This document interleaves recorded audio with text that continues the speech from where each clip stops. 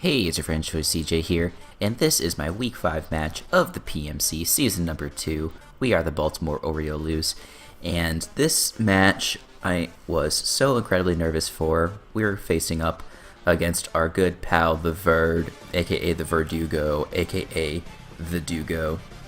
He's the coach of the Tampa Bay Frogadiers. I'll be dropping a link down to his channel in the description. Also, big shoutouts to Alcoholic Gamer Boy for doing the recording of this battle. Really appreciate it. Verd's team is really scary. He's at the top of our division, 4-0 going into this game.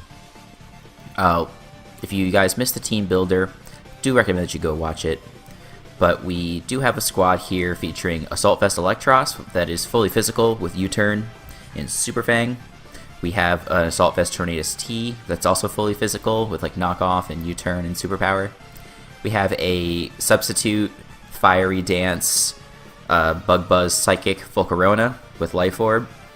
We have a Spadef Curse Steelix with Rest Talk. We have substitute Fling Fistplate Breloom trying to catch that Gengar off guard. And then we also have a kind of offensive Tentacruel. He is bringing Gengar, Cresselia, Mega Absol, Skarmory, Nidoqueen, and Lantern.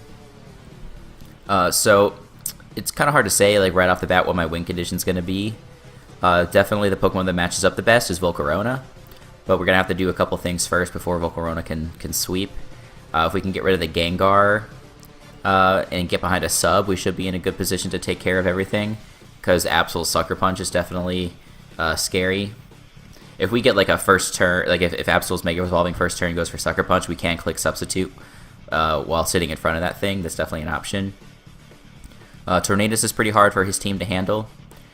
Cresselia is probably the best thing for it. If the Lantern and the Nidoqueen get taken out, the Steelix maybe can do some work.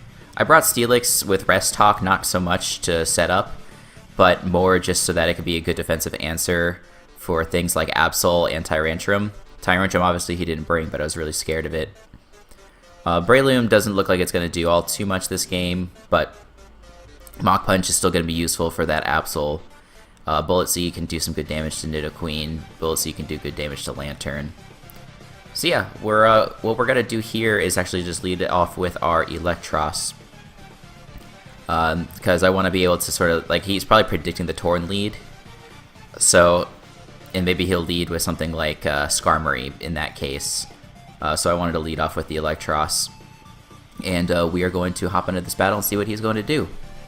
So he is issuing that challenge. Here you go, Verd. Good luck. Have fun. Really nervous, but really excited. Really hoping for a good match. He ends up setting out the Lantern. I do have quite a bit of speed investment on this Electros. I put enough in it to outspeed Skarmory that has maybe just like 12 speed investment. His Lantern does outspeed. Lantern is naturally slower than Skarmory, but there's a chance that he just put a little bit of speed investment, so he outspeeds with his Volt Switch. I go for the Super Fang and miss on the Nidoqueen, which is pretty disappointing, just because Nidoqueen is just such an annoying Pokemon to deal with. It's just so bulky and very powerful. I go for the Aqua Tail as the Nidoqueen sitting in front of me, and he makes a good swap out into the Gengar. And he shows that he is actually Will-O-Wisp Gengar. This is a really smart set, because if I had tried to bring Spirit Tomb and trap him, there wouldn't have been a whole lot that I would be able to do. Because I would either go for Sucker Punch or Pursuit, and he would just burn me. But I didn't bring the Spirit Tomb, so he is still going to be able to burn this Electros, which is really annoying. And he shows the Pain Split, which is like really annoying. You know, I don't have a great switch into this thing because my Tornadus is fully physical, so I don't want to like come in here and try and take it out with a knockoff and risk getting burned.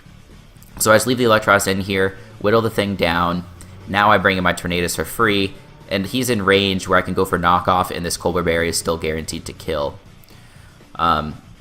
We do get a crit, but he was not. It only mattered if he was like max HP, max defense, bold nature. I think he was just max HP, so the crit didn't make a difference.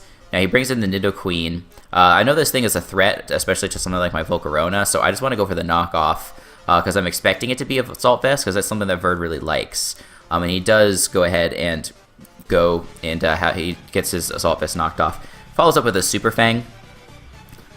He revealed to me afterwards that he is max attack adamant with Ice Punch, so Ice Punch could have done potentially like 90% to us.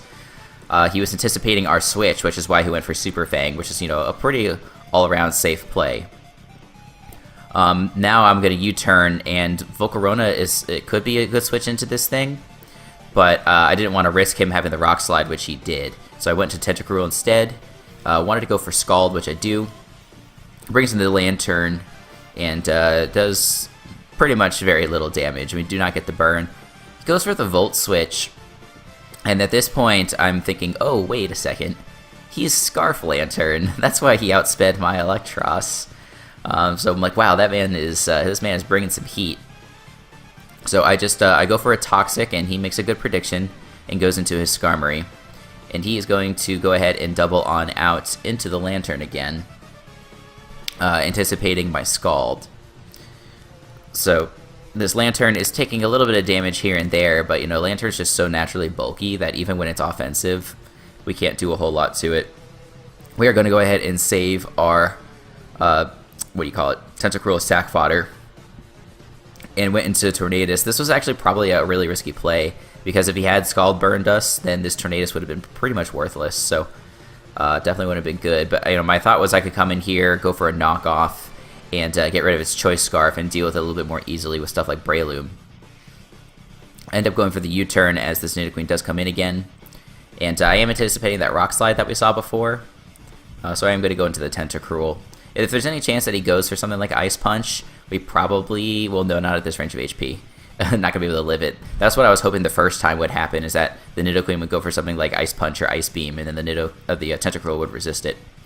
But anyway, we get a free switch into our Volcarona here. There are no rocks on the field, so I know that without the Assault Vest that this thing is in range of my modest Life Orb Fiery Dance. So we do get the boost, which is really excellent, and more importantly, we get the KO. So we're looking pretty scary here with a +1 of Volcarona, and he's going to send in his Skarmory. So unfortunately, the fact that he brings this thing in, well, I guess there's two things going on here. One, he has Sturdy, and so he could take one hit of whatever I want to go for, and then kill me with a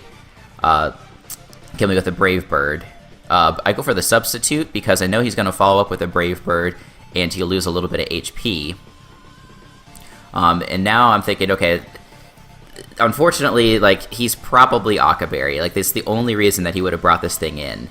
If it wasn't Occaberry, he was probably going to be better off going into, Absol or something. So that said, we don't have another way to deal with this Skarmory. So I'm happy to stay in here, try and go for the Fiery Dance, see if we can get a high roll. It turns out we did get a max roll, but it was barely not enough to take out the Skarmory. Funnily enough, we do get the burn from Flame Body, but the Skarmory is going to go down to Recoil from Brave Bird, so the Flame Body ended up not really mattering. So it's looking pretty even right now. It's 3-3. If I'm not, yeah, it is 3-3, and so he's going to come in here with the Lantern on my Assault Vest Tornadus and click Ice Beam. I can go for Knockoff. And because of the damage that this thing has taken from Scald, all those little pieces of chip damage, he's definitely in range of Superpower. So we are able to take out the Lantern, go up 3-2, get another crit, but the crit wasn't important. Because, again, this was an offensive Lantern. And he goes into Absol. I make a little bit of a misplay here as well. I could live a Sucker Punch if I didn't have the -1 defense from the Superpower drop. I didn't take that into account. Verd did, and he expected me to bring in one of my other Pokemon. He goes for the knockoff here, but my misplay ended up kind of working out to my advantage here. But I do go into the Steelix because if he does knock off, it's not going to do hardly any damage. And the fact that now the Lantern is gone, the Nidoqueen is gone, the Gengar is gone, this Steelix with the set that I've brought, the Curse Rest Talk set, is actually a huge threat. So he is going to go into the Cresselia here. I did just go for the Heavy Slam because I didn't want to risk the Absol going either for Fire Blast or for, what do you call it? Or Sword Stance or something to that nature. That could have been pretty bad. He brings up the Crest, takes the Heavy Slam, no problem, reveals to be Calm Mind. But, you know, there's really not a move that this thing can hit me with that's going to do a lot of damage. He doesn't have a fighting move, a water move, a fire move, or a ground move besides Hidden Power. So we're going to just kind of stare each other in the face here and start setting up. He does show the Ice Beam. That's the thing, like the only thing that he has that could do like any reasonable amount of damage to me. But we do have the Rest, which is going to be very nice because he's going to go for a Calm Mind here, and I do believe that we go for the Rest to get back up to full HP. So he's at +2, and I am also at, no, I'm at +1, and now I have Rest. So he's going to have to get up to +4 in order to 3-hit KO me, which is pretty excellent, obviously. It goes for the Ice Beam here, just wanted to see how much damage it's going to do. As you can see, it does very little. It does like maybe 22% or so. I go for the Sleep Talk here, hoping I can get into most likely a Curse, but I go and pull a Rest, which is a little unfortunate. Goes for Calm Mind, so now he is at +3. And things are really tense here. If I can play this right, he doesn't have an answer, because he doesn't have a super effective move to hit me remaining on his team. Maybe he has Superpower or Fire Blast or something like that on the Absol, but it's just looking more likely that this is pretty good for me. And even if he does have that on the Absol, I still have Breloom in the back that has Mach Punch. So I wake up finally after pulling 2 Rests and go for another Curse. So I think I'm at +2. I'm pretty sure. I don't think I'm at +3. I might have miscounted. Let's see. No, I am at +3. So now we go for this Heavy Slam. And it does a lot to that Cresselia. It does a lot. But I'm, pretty close to dying to the next Ice Beam. So I decided that I wanted to go for Rest to get back up to full HP. Little did I know that this was going to be the misplay of the game, and perhaps even the misplay of the season, depending upon how you look at it. I get back up to full HP, he Moonlights. I figured he would Moonlight, like why wouldn't he? That's why I wanted to go for the Rest. He is in range, he is at +4, so I did think I miscounted earlier. He's at +4, so he can 3-hit KO me with the Ice Beam. We go for 1 Sleep Talk, pull a Rest. We go for another Sleep Talk, and as you guys are going to see, we pull a Curse. And we just with that, this Cresselia being at the amount of HP that it's now at like 65-70%. We lost our best answer to this thing. All we have left is an Assault Vest Tornadus with basically no attack investment and a Breloom, which is going to come in here now. I gotta go for Bullet Seed and hope that I get enough hits. If I get like 5 hits, I can come in with the Tornadus and go for Knockoff afterwards. But as you can see, he unfortunately only takes 2 hits and is able to kill us with a Psyshock really, really easily. So yeah, without having the Steelix and having that firepower, having the ability to keep this thing low, we are going to end up losing 2-0 to Mr. Verd. He is going to play it, pretty safe here at the end, go for Moonlight a couple times. I don't blame him for that. You just never know what's going to happen, if there's going to be a crit, or maybe I'm some sort of weird max attack set, or max defense set. You never know. I don't hold that against him. But it makes me so sad that I had the opportunity to win. There were a couple plays that were unfortunate, like the Super Fang miss and stuff like that, but they just really didn't matter at all. I was in a position where I could have won and made the wrong play. If I just kept the Cresselia low enough, even if it killed me, I could have easily revenged it with Tornadus or with Breloom. So Other than that, though, other than the fact that I'm disappointed with myself, I don't think I could have asked for a better battle with the Verd. It was super close, very back and forth, lots of tense moments. Like when that Volcarona was at +1, if that Skarmory had not been Akaberry, we could have done some incredible damage. It would have been awesome. And, there would have been a mind game with Absol on whether we're going to go for an attack move or go for the substitute. Cresselia wasn't going to be able to live. The cursing up and the calm minding up was really exciting, a lot of fun. I got really lucky that the Gengar went down so early. The Gengar is such a threat to my team. And Nidoqueen going down, that thing is really hard to deal with. It was just a really back and forth game, and I'm so happy that I had the chance to battle Verd. He's a good pal, a great team builder. He helps me a lot with different leagues that I'm in, and it was a good match, and that's really all I can ask for. And even though we lost, it is sad.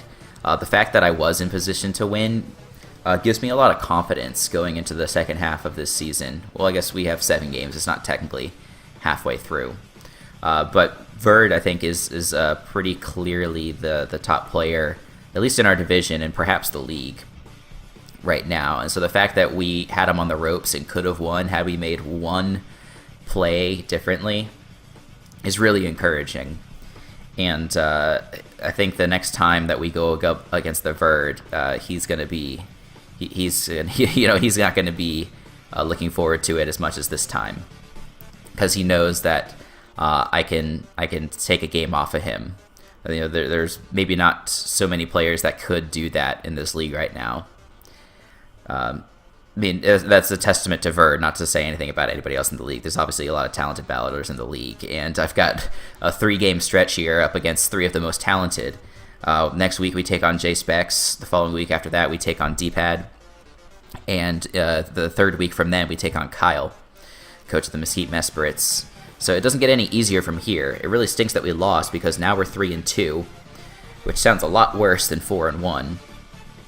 And we go through this really hard stretch, and these are the people that we're competing with for playoff spots. We need to win these games, and it would have been really nice to have this cushion for if we could have picked up a win against the Verd. We would have had the top playoff wildcard spot easily.